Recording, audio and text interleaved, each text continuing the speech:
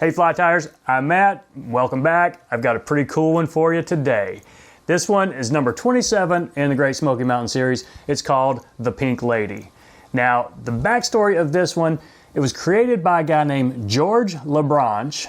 Born in 1875, died in 1961, was a pretty famous fisherman up in New York City.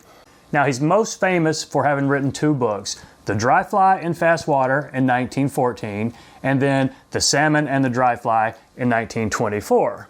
Now, interesting story about this guy. He was a stockbroker in New York, was already pretty wealthy enough to take a month off and go salmon fishing in Canada.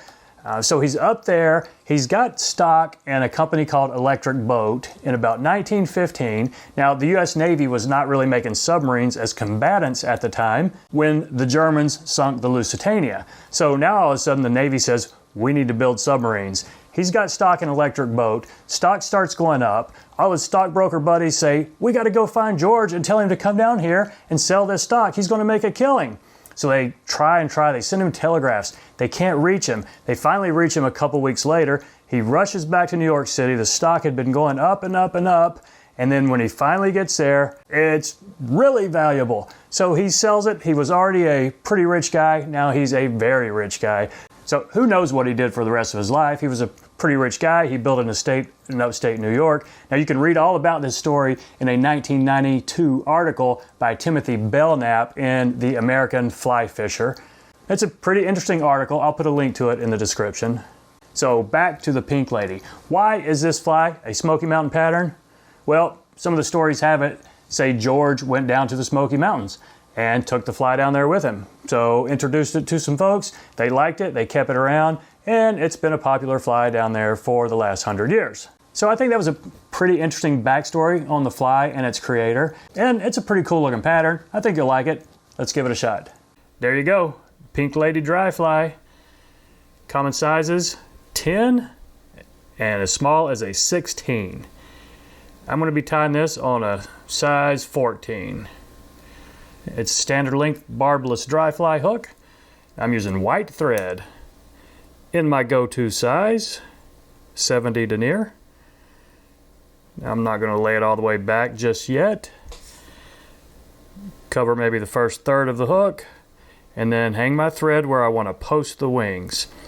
So imagine the tail is going to be at the start of the bend and then the length of the body is going to go up to where I'm hanging the thread. So is that long enough for the body? And then the white wing post sticking up right there? I think it probably is. That's about where I'm going to want it. Maybe just a hair more forward. Now here's one trick. When you're cutting duck slips, duck quills, what I do, I take the same size hook I'm using, and then just slide it in right here. And then that is usually the length of the slip you'll want. Certainly for old school wet winged flies. For dry fly with upright wings, you could go a little bit thinner. So I've got two slips right here.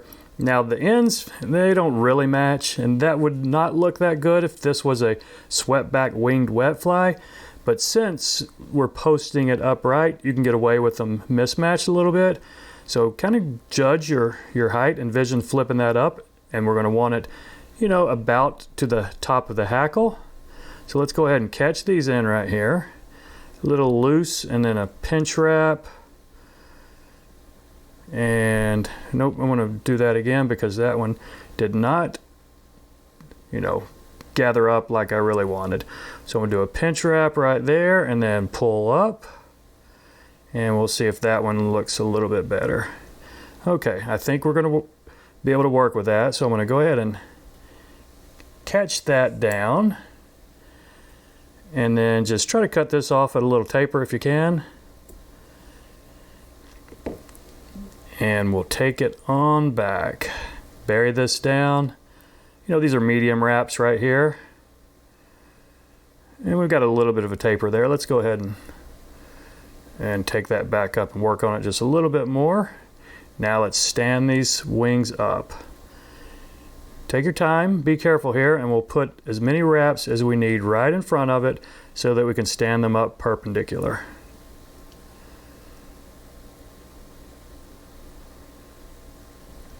Okay, I think that's going to be fine right there.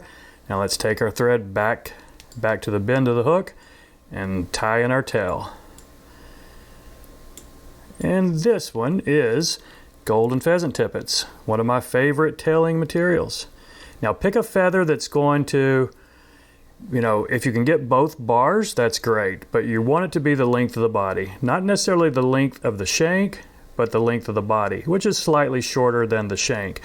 So thanks to Steve, he sent me a diagram of some proportions, and it was very helpful. So thank you, Steve.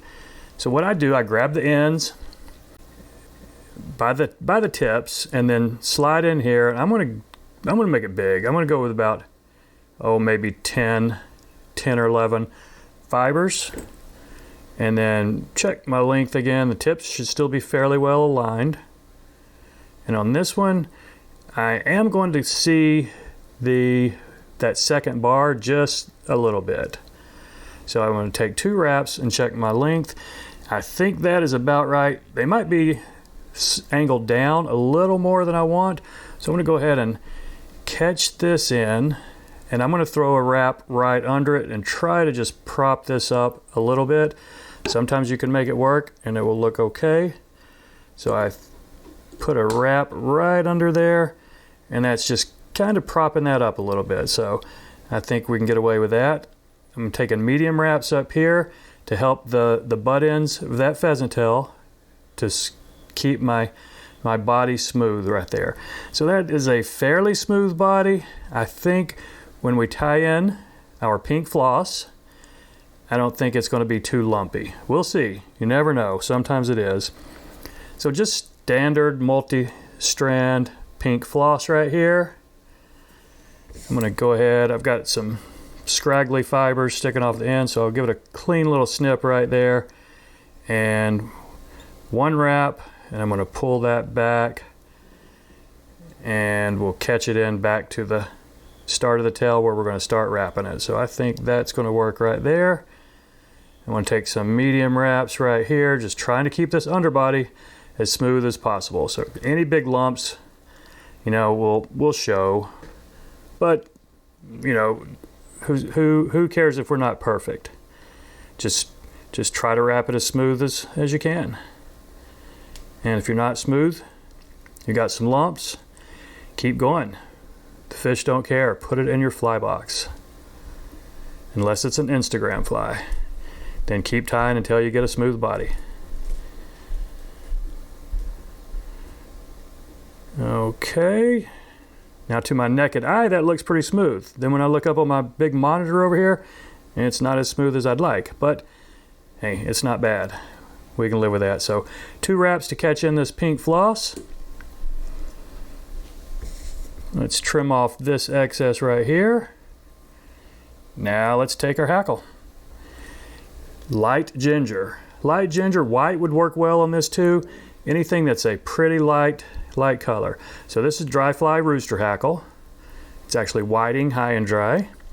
So I will just pull it on there. That's about the length I want. So I can do this from right here. And I will just take this where I'd measured it and then strip several of the fibers off to get a tie-in point. Okay, now I'm going to tie this in just right behind the wing. So I'm going to take probably 2 wraps behind the wing, 2 wraps of this hackle behind it, and then at least 3, maybe 4 in front of it. We'll see what looks right when we get there. So let's go ahead and snip that excess off right here. I'm going to bury this a little bit, get my thread up here to about where I'm going to capture to finish wrapping the hackle. So let's see what 2 wraps behind it is going to look like. There's 1, there's 2, and be careful because that's going to start pushing my wing forward. I don't really want that. So I'll just do that one. I think 2 behind it's going to be fine. Now we can use this hackle to kind of help prop our wing back up as well. Now if your wing's not perfectly perpendicular, I would prefer it canted just a little bit forward as opposed to a little bit aft. Now that's 3 wraps up forward, and I'm starting to crowd the eye, so I'm not going to go any more. It would probably, you know what, let's try to back this off too, and then let's just try to get these wraps a little closer together so that I can maybe get a little bit thicker of a hackle on here, and see if I can get, you know, 1 extra wrap without really crowding my head too much. Okay, got a little bit more hackle there, but the cost of doing that is I'm going to have more hackle up front that's pointing forward that I'm going to have to trim. So if the wing and all the hackle was just slightly back, it would be a better looking fly.